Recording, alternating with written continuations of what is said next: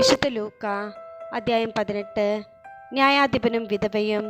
ഭഗ്നാശരാകാതെ എപ്പോഴും പ്രാർത്ഥിക്കണമെന്ന് കാണിക്കാൻ യേശു അവരോട് ഒരു ഉപമ പറഞ്ഞു. ദൈവത്തെ ഭയപ്പെടുകയോ മനുഷ്യരെ മാനിക്കുകയോ ചെയ്യാത്ത ഒരു ന്യായാധിപൻ ഒരു പട്ടണത്തിലുണ്ടായിരുന്നു. ആ പട്ടണത്തിൽ ഒരു വിധവയും ഉണ്ടായിരുന്നു. അവൾ വന്ന് അവനോട്, എതിരാളിക്കെതിരെ എനിക്ക് നീതി നടത്തി തരണമേ എന്ന് അപേക്ഷിക്കുമായിരുന്നു. കുറേ നാളത്തേക്ക് അവനത് ഗൗനിച്ചില്ല. പിന്നീട് അവൻ ഇങ്ങനെ ചിന്തിച്ചു, ഞാൻ ദൈവത്തെ ഭയപ്പെടുകയോ മനുഷ്യരെ മാനിക്കുകയോ ചെയ്യുന്നില്ല. എങ്കിലും ഈ വിധവ എന്നെ ശല്യപ്പെടുത്തുന്നത് കൊണ്ട് ഞാൻ അവൾക്ക് നീതി നടത്തി കൊടുക്കും. അല്ലെങ്കിൽ അവൾ കൂടെ കൂടെ വന്ന് എന്നെ അസഹ്യപ്പെടുത്തും. കർത്താവ് പറഞ്ഞു, നീതിരഹിതനായ ആ ന്യായാധിപൻ പറഞ്ഞത് എന്തെന്ന് ശ്രദ്ധിക്കുവേൻ. അങ്ങനെയെങ്കിൽ രാവും പകലും തന്നെ വിളിച്ചു കരയുന്ന തൻ്റെ തിരഞ്ഞെടുക്കപ്പെട്ടവർക്ക് ദൈവം നീതി നടത്തി കൊടുക്കുകയില്ലേ? അവിടുന്ന് അതിന് കാലവിളംബം വരുത്തുമോ?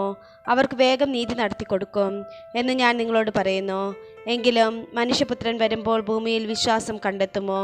ഫരിസേയനും ചുങ്കക്കാരനും തങ്ങൾ നീതിമാന്മാരാണ് എന്ന ധാരണയിൽ തങ്ങളിൽ തന്നെ ആശ്രയിക്കുകയും മറ്റുള്ളവരെ പുച്ഛിക്കുകയും ചെയ്യുന്നവരോട് അവൻ ഈ ഉപമ പറഞ്ഞു. 2 പേർ പ്രാർത്ഥിക്കാൻ ദേവാലയത്തിലേക്ക് പോയി. ഒരാൾ ഫരിസേയനും മറ്റേയാൾ ചുങ്കക്കാരനും. ഫരിസേയൻ നിന്നുകൊണ്ട് ഇങ്ങനെ പ്രാർത്ഥിച്ചു, ദൈവമേ, ഞാൻ നിനക്ക് നന്ദി പറയുന്നു. എന്തെന്നാൽ ഞാൻ അക്രമികളും നീതിരഹിതരും വ്യഭിചാരികളുമായ മറ്റു മനുഷ്യരെ പോലെയോ ഈ ചുങ്കക്കാരനെ പോലെയോ അല്ല. ഞാൻ ആഴ്ചയിൽ 2 പ്രാവശ്യം ഉപവസിക്കുന്നു. ഞാൻ സമ്പാദിക്കുന്ന സകലത്തിൻ്റെയും ദശാംശം കൊടുക്കുന്നു.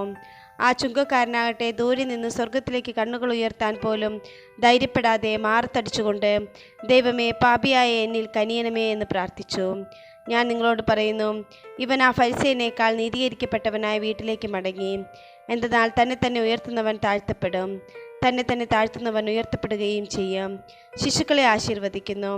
അവൻ കൈകൾ വെച്ച് അനുഗ്രഹിക്കേണ്ടതിന് ശിശുക്കളെ അവൻ്റെ അടുത്ത് അവർ കൊണ്ടുവന്നു. അവൻ ശിഷ്യന്മാർ ഇത് കണ്ടപ്പോൾ അവരെ ശകാരിച്ചു. എന്നാൽ യേശു അവരെ തൻ്റെ അടുത്തേക്ക് വിളിച്ചിട്ട് പറഞ്ഞു, ശിശുക്കൾ എൻ്റെ അടുത്ത് വരാൻ അനുവദിക്കുവേൻ, അവരെ തടയരുത്. എന്തെന്നാൽ ദൈവരാജ്യം അവരെ പോലെയുള്ളവരുടേതാണ്. സത്യമായി ഞാൻ നിങ്ങളോട് പറയുന്നു, ശിശുവിനെ പോലെ ദൈവരാജ്യം സ്വീകരിക്കാത്ത ആരും അതിൽ പ്രവേശിക്കുകയില്ല. ധനികനായ മനുഷ്യൻ ഒരു അധികാരി അവനോട് ചോദിച്ചു, നല്ലവനായ ഗുരു, നിത്യജീവൻ അവകാശമാക്കാൻ ഞാൻ എന്തു ചെയ്യണം? യേശു പറഞ്ഞു, എന്തുകൊണ്ടാണ് നീ എന്നെ നല്ലവനെന്ന് വിളിക്കുന്നത്? ദൈവമല്ലാതെ നല്ലവനായി മറ്റാരുമില്ല. പ്രമാണങ്ങൾ നിനക്കറിയാമല്ലോ. വ്യഭിചാരം ചെയ്യരുത്, കൊല്ലരുത്, മോഷ്ടിക്കരുത്, കള്ളസാക്ഷ്യം നൽകരുത്, പിതാവിനെയും മാതാവിനെയും ബഹുമാനിക്കുക. അവൻ പറഞ്ഞു, ചെറുപ്പം മുതലേ ഇവയെല്ലാം ഞാൻ പാലിച്ചിട്ടുണ്ട്. അതുകൊണ്ട് യേശു പറഞ്ഞു, ഇനിയും നിനക്കൊരു കുറവുണ്ട്. നിനക്കുള്ളതെല്ലാം വിറ്റ് ദരിദ്രർക്ക് കൊടുക്കുക. അപ്പോൾ സ്വർഗത്തിൽ നിനക്ക് നിക്ഷേപം ഉണ്ടാകും. അനന്തരം വന്ന് എന്നെ അനുഗമിക്കുക. ഇത് കേട്ടപ്പോൾ അവൻ വളരെ വ്യസനിച്ചു, കാരണം അവൻ വലിയ ധനികനായിരുന്നു. യേശു അവനെ നോക്കിക്കൊണ്ട് പറഞ്ഞു, സമ്പത്തുള്ളവർ ദൈവരാജ്യത്തിൽ പ്രവേശിക്കുന്നത് എത്ര ദുഷ്കരം! ധനികൻ ദൈവരാജ്യത്തിൽ പ്രവേശിക്കുന്നതിനേക്കാൾ എളുപ്പം ഒട്ടകം സൂചിക്കുഴയിലൂടെ കടന്നു പോകുന്നതാണ്. ഇത് കേട്ടവർ ചോദിച്ചു, അങ്ങനെയെങ്കിൽ രക്ഷ പ്രാപിക്കാൻ ആർക്ക് കഴിയും? അവൻ പറഞ്ഞു, മനുഷ്യർക്ക് അസാധ്യമായത് ദൈവത്തിന് സാധ്യമാണ്. പത്രോസ് പറഞ്ഞു, ഇതാ ഞങ്ങൾ സ്വന്തമായവയെല്ലാം ഉപേക്ഷിച്ച് നിന്നെ അനുഗമിച്ചിരിക്കുന്നു. യേശു പ്രതിവചിച്ചു, സത്യമായി ഞാൻ നിങ്ങളോട് പറയുന്നു, ദൈവരാജ്യത്തിനു വേണ്ടി വീടിനെയോ ഭാര്യയെയോ സഹോദരന്മാരെയോ മാതാപിതാക്കളെയോ സന്താനങ്ങളെയോ ഉപേക്ഷിച്ചവരിൽ ആർക്കും ഇക്കാലത്ത് തന്നെ അവ അനേകം മടങ്ങ് ലഭിക്കാതിരിക്കുകയില്ല. വരാനിരിക്കുന്ന കാലത്ത് നിത്യജീവനും. അവൻ 12 പേരെയും അടുത്തേക്ക് വിളിച്ചു പറഞ്ഞു, ഇതാ നമ്മൾ ജെറുസലേമിലേക്ക് പോകുന്നു. മനുഷ്യപുത്രനെ പറ്റി പ്രവാചകന്മാർ വഴി എഴുതപ്പെട്ടതെല്ലാം പൂർത്തിയാകും. അവൻ വിജാതിയർക്ക് ഏൽപ്പിക്കപ്പെടും. അവർ അവനെ പരിഹസിക്കുകയും അപമാനിക്കുകയും അവൻ്റെ മേൽ തുപ്പുകയും ചെയ്യും.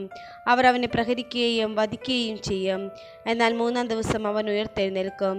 ഇക്കാര്യങ്ങളൊന്നും അവർ ഗ്രഹിച്ചില്ല. ഈ പറഞ്ഞതിൻ്റെ പൊരുൾ അവരിൽ നിന്ന് മറയ്ക്കപ്പെട്ടിരുന്നു. അവൻ സംസാരിച്ചവ അവർ മനസ്സിലാക്കിയതുമില്ല. അന്ധർക്ക് കാഴ്ച നൽകുന്നു. അവൻ ജെറീക്കോയെ സമീപിച്ചപ്പോൾ ഒരു കുരുടൻ വഴിയരികിലിരുന്ന് ഭിക്ഷ യാചിക്കുന്നുണ്ടായിരുന്നു. ജനക്കൂട്ടം കടന്നു പോകുന്ന ശബ്ദം കേട്ട് എന്താണ് സംഭവിക്കുന്നതെന്ന് അവൻ അന്വേഷിച്ചു. നസറേയനായ യേശു കടന്നു പോകുന്നു എന്ന് അവർ വിളിച്ചു പറഞ്ഞു. അപ്പോൾ അവൻ വിളിച്ചു പറഞ്ഞു, ദാവീദിൻ്റെ പുത്രനായ യേശുവേ, എന്നിൽ കനിയണമേ. മുമ്പേ പോയിക്കൊണ്ടിരുന്നവർ നിശബ്ദനായിരിക്കാൻ പറഞ്ഞ് അവനെ ശകാരിച്ചു. അവനാകട്ടെ കൂടുതൽ ഉച്ചത്തിൽ, ദാവീദിൻ്റെ പുത്ര, എന്നിൽ കനിയണമേ എന്ന് നിലവിളിച്ചു കൊണ്ടിരുന്നു. യേശു അവിടെ നിന്നു അവനെ തൻ്റെ അടുത്തേക്ക് കൊണ്ടുവരാൻ കൽപ്പിച്ചു. അവൻ അടുത്തു വന്നപ്പോൾ യേശു ചോദിച്ചു, ഞാൻ നിനക്ക് വേണ്ടി എന്ത് ചെയ്യണമെന്നാണ് നീ ആഗ്രഹിക്കുന്നത്? അവൻ പറഞ്ഞു, കർത്താവേ, എനിക്ക് കാഴ്ച വീണ്ടും കിട്ടണം. യേശു പറഞ്ഞു, നിനക്ക് കാഴ്ചയുണ്ടാകട്ടെ. നിന്റെ വിശ്വാസം നിന്നെ രക്ഷിച്ചിരിക്കുന്നു. തൽക്ഷണം അവന് കാഴ്ച ലഭിച്ചു. അവൻ ദൈവത്തെ മഹത്വപ്പെടുത്തിക്കൊണ്ട് യേശുവിൻ്റെ പിന്നാലെ പോയി. ഇത് കണ്ട് എല്ലാവരും ദൈവത്തെ സ്തുതിച്ചു.